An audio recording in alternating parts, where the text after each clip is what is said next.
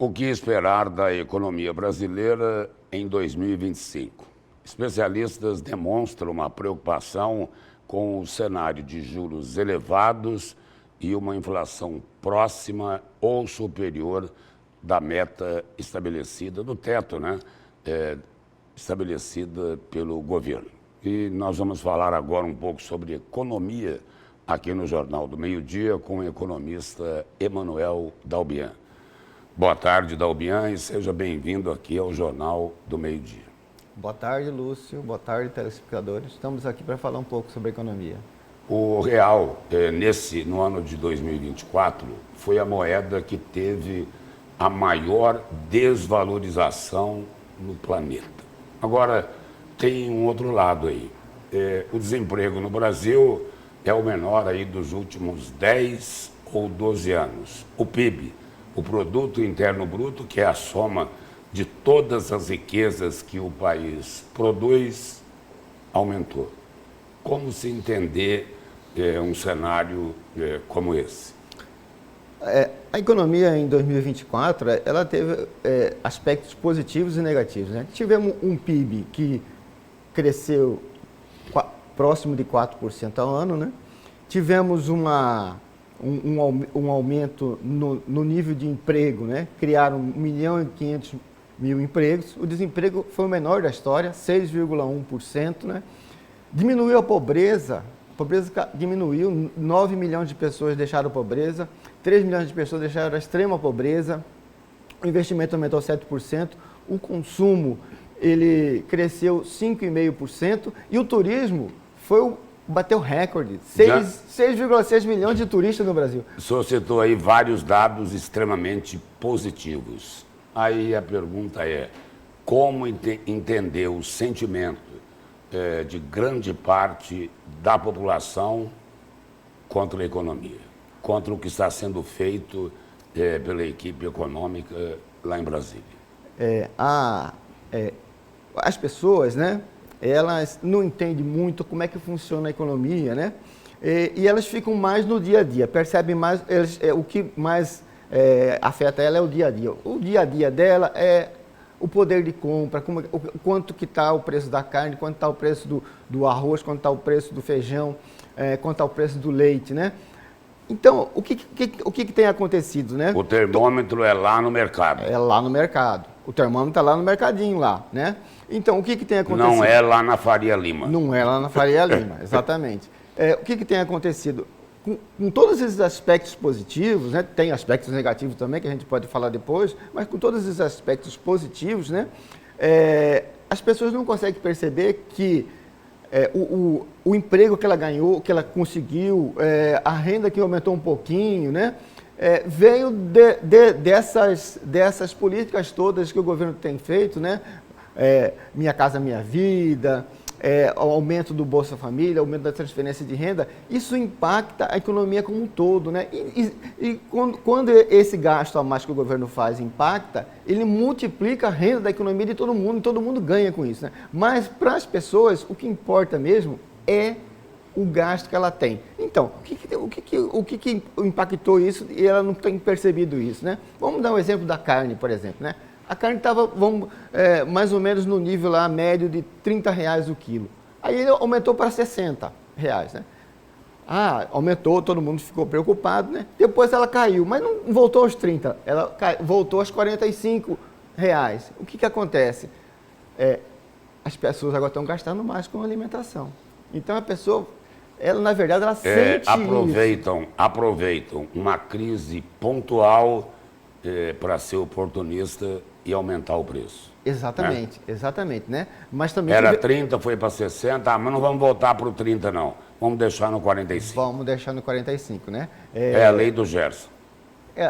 Aquela antiga, Gerson, levar vantagem em tudo, não é? Agora temos os impactos negativos, né, na economia. Qual é o impacto mais negativo da economia na avaliação do senhor? São dois, né? Primeiro, a taxa de juros Selic voltou a aumentar, né? Tinha caído até julho, voltou a aumentar. Isso impacta o consumo, investimento, impacta a inflação. Mas o pior impacto negativo foi a alta do dólar, né? A alta do dólar. o dólar, quando aumenta, ele beneficia alguns, mas ele prejudica a maioria. Ele beneficia o exportador, quem exporta, né? Beneficia o turismo, mas, em contrapartida, os produtos importados, que a gente consome bastante aqui dentro, né? Como trigo, por exemplo, que é matéria-prima de vários produtos, de várias massas, né? Ele aumenta o preço desses produtos e impacta a inflação, né? E também, ele acaba impactando também nos juros, né? Acaba impactando nos juros, porque... impactando no juro, ele vai impactar também a inflação, porque vai ficar mais difícil comprar a prazo, porque o juro fica mais elevado, a prestação fica mais elevada. Então, esses são os principais aspectos negativos que aconteceram na economia. Agora, o que é que pode ser feito para enfiar na cabeça do governo que, se ele não cortar gastos, a turma lá da Faria Lima vai continuar irritada?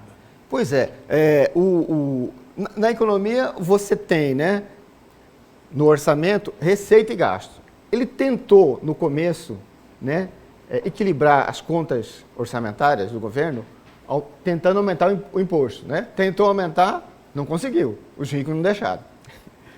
Aí, o déficit continuou crescendo, né? O rico não deixou porque o rico não gosta de pagar imposto. Não Quem gosta. tem que pagar imposto é o pobre, porque sai descontado lá no contra-cheque. É isso. O nosso sistema tributário é muito injusto, né? O pobre paga 60% dos impostos de todo o Brasil, todo o estado e município, é pago pelos de menor renda. Os ricos pagam só 40%. Eles têm um monte de benefícios, compensas daqui, compensas dali, não gostam de pagar imposto. Aí, quando começou a ele tentar verificar se eles conseguem dar uma contribuição maior para a economia e pagar mais, as grandes heranças, não conseguiu. Aí, agora está tendo que cortar lá o aumento do salário mínimo, o aumento do BPC, tudo do pobre, né? Não é justo, né? Num país tão desigual quanto o nosso.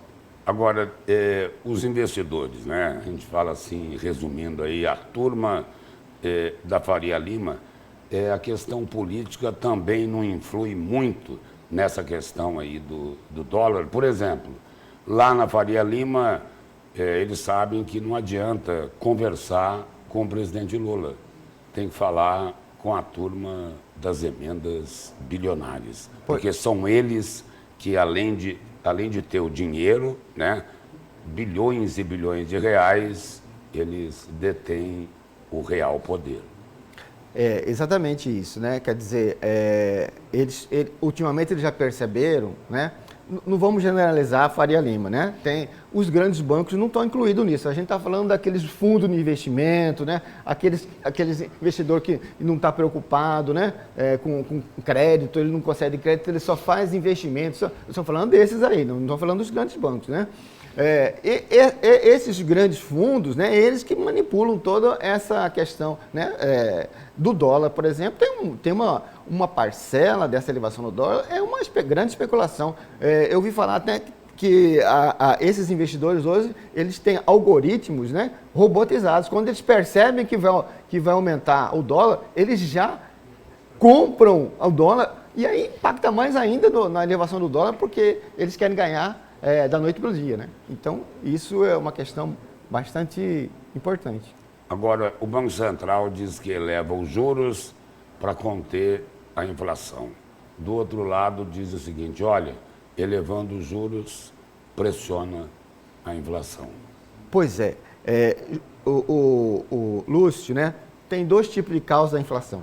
Tem mais, né, mas os principais. É uma inflação de demanda, quer dizer, os preços estão aumentando porque tem mais demanda do que oferta, e tem uma outra causa dos preços aumentarem, que é a oferta, a inflação de oferta. O que é a inflação de oferta?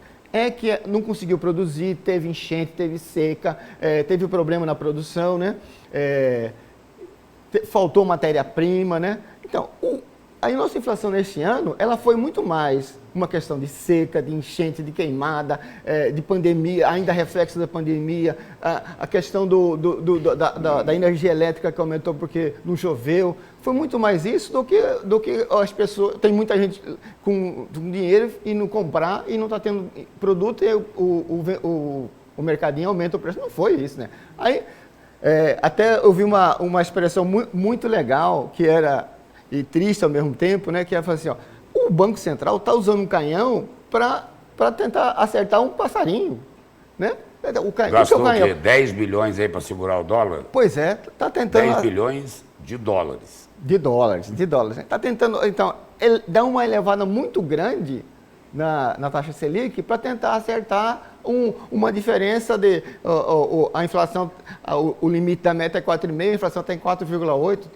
Muito pouca diferença, no ano passado deu 4,6%, né? Então,